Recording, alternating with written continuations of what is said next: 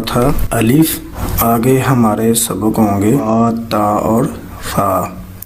اس کو پڑھنے کے لیے ہم یہ سیکھیں گے کہ جس حرف کی آواز کے دو حرف ہوں اسے تھوڑا سا کھینچ کر پڑھیں گے۔ مطلب کیا ہے کھینچ کے؟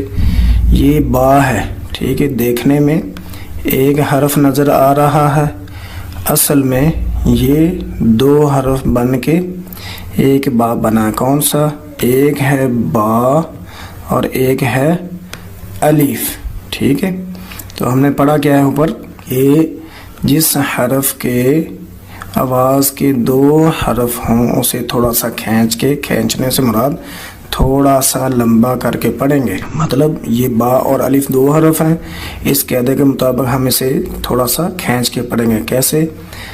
با، یعنی یہ با جو ہے نا چھوٹا سا با، اس طرح کریں گے تو غلط ہو جائے گا۔ اس کو پڑھیں گے تھوڑا سا کھینچ کے، کیونکہ دو حرف ہیں، با لمبا کر کے، ٹھیک ہے۔ جب آپ نے پریکٹس کرنی ہے یا کسی کو سمجھانا ہے، کچھ لوگ جو ہیں اپنے گھروں میں بھی پڑھاتے ہیں بچوں کو، تو یہ طریقہ ذہن کے اندر رکھنا ہے انہیں۔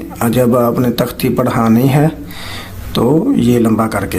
اسی طرح تا ہے تو تا کے بھی دو حرف ہیں، تا اور الف، اسے بھی ہم لمبا کر کے پڑھیں گے، تا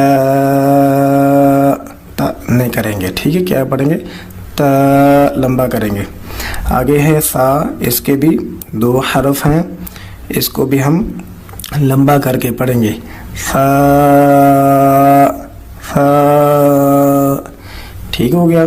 تو اس میں ایک اور چیز ذہن کے اندر رکھنی ہے کہ یہ جو با ہے، یہ با جو ہے یہ ہونٹوں سے ادا ہوتا ہے۔ تو ہونٹوں کا وہ حصہ جو اندر کی طرف ہوتا ہے، باہر کی طرف جو نظر آتا ہے منہ بند کریں تو خشک ہونٹ ہوتے ہیں، اور اندر جو ہوتا ہے وہ تر یعنی گیلے ہونٹ ہوتے ہیں۔ ان گیلے ہونٹوں کو ملا کے آپس میں ہم جو ہونٹ بند کریں گے مل جائیں گے، پھر بولیں گے تو با نکلے گا، با۔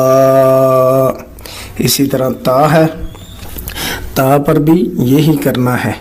تا پہ آپ نے دانت جو ہیں وہ اپنے ملا لینے ہیں، ٹھیک ہے، اور ہونٹ کھول دینے ہیں۔ دانت ملے رہنے چاہیے، منہ نہیں کھلنا، ہونٹ کھولنے۔ اور زبان کی جو نوک ہے، اوپر والے دو دانتوں کی، جو اوپر والے دو دانت سامنے ہیں نا درمیان والے، ان کی جڑ کے ساتھ لگانے ہی زبان، اور بولنا ہے باریک کر کے۔ اگر نہ آئے تو تھوڑا سا مسکرا کے، جس طرح مسکرانے سے ہونٹ جو ہیں یعنی پیچھے ہو جاتی ہیں، جیسے کوئی بندہ مسکرائے تو دونوں جبڑے جو ہیں وہ پیچھے کھیں، ان کا ماس پیچھے ہو جاتا ہے اور دانت باہر آ جاتے ہیں۔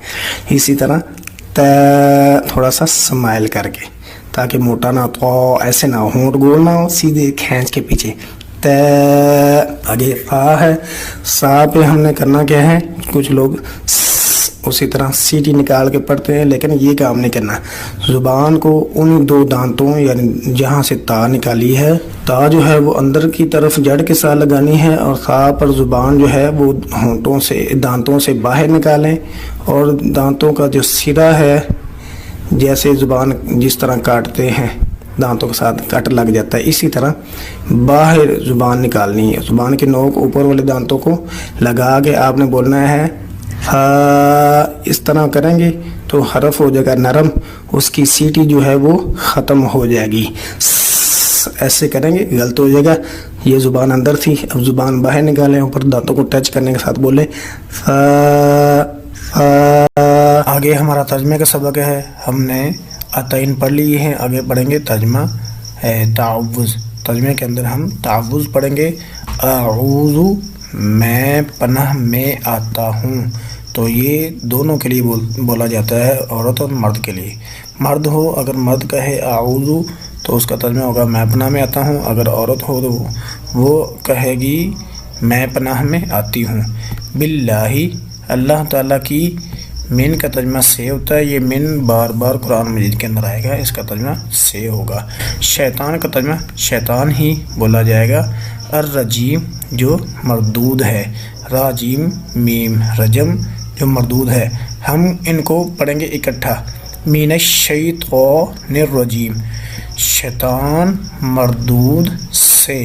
آپ نے خیال کرنا ہے کہ من جو ہے اس کے بعد والے کا ترجمہ جو ہے وہ پہلے تقریباً ہوگا۔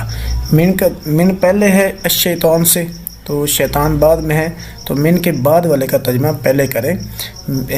بعد میں شیطان ہے تو شیطان سے، الرجیم جو مردود ہے، اس طرح بھی ہو سکتا ہے ترجمہ۔ تو باللہ، جیسے باللہ با پہلے ہے تو اللہ بعد میں ہے، تو اللہ تعالیٰ کی۔ یہ ہمارا ترجمے کا سبق ہے۔ کل ہم نے یہ اوپر والا سبق پڑھا تھا، آج ہم اس سے آگے پڑھتے ہیں۔ ریل گاڑی کو کہتے ہیں قطار، ریل گاڑی کو کہتے ہیں قطار، لفافے کو کہتے ہیں ظرف، اور رومال کو کہتے ہیں مندیل۔ مندیل یہ رومال ہے۔ اچھا، یہ ذہن کے اندر رکھنا، جو ٹاول ہوتا ہے نا، تولیہ، اسے بھی مندیل کہا جاتا ہے۔ جب آپ گھر میں استعمال کریں ٹاول، تولیہ، تو اسے آپ مندیل کہیں۔ اور دروازہ جو ہے اسے کہتے ہیں بابن، دروازے کو کہتے ہیں بابن۔ دیوار کو کہتے ہیں جدار، دیوار کو کہتے ہیں جدارن۔ اور پیالی کو کہتے ہیں فنجانن، پیالی کو کہتے ہیں فنجانن۔ تو یہی ہمارا سبق ہے۔ سبق کیا ہے؟ ٹرین کو کیا کہتے ہیں، اور لفافے کو کیا کہتے ہیں، اور رومال کو، تولیے کو، دروازے کو، دیوار اور پیالی جو ہے، یہ چیزیں آپ یاد رکھیں۔ ہم نے اسلامی عقیدے کا سبق پڑھا تھا۔ سوال ہے ہمیں اللہ تعالیٰ نے کس لیے پیدا کیا، اس کا جواب ہم نے پڑھا۔ اس کے بارے میں اللہ پاک نے اس کی دلیل کیا فرمائی ہے، یہ بھی پڑھ لی ہے۔ آگے ہے اسی سوال کے حوالے سے کہ ہمیں اللہ نے کس لیے پیدا فرمایا ہے۔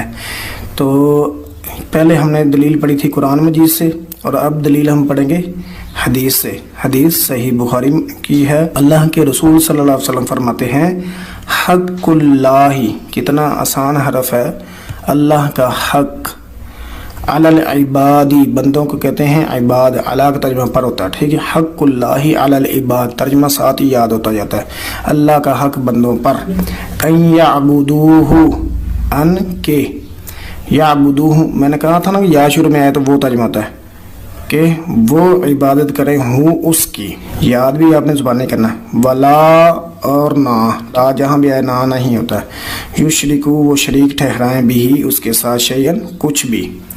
تو یہ ترجمہ بھی نیچے لکھا ہوا ہے، اللہ تعالیٰ کا حق بندوں پر یہ ہے کہ اس کی عبادت کریں اور اس کے ساتھ کسی بھی چیز کو شریک نہ بنائیں۔ یہ بخاری کی یہ حوالہ نمبر ہے۔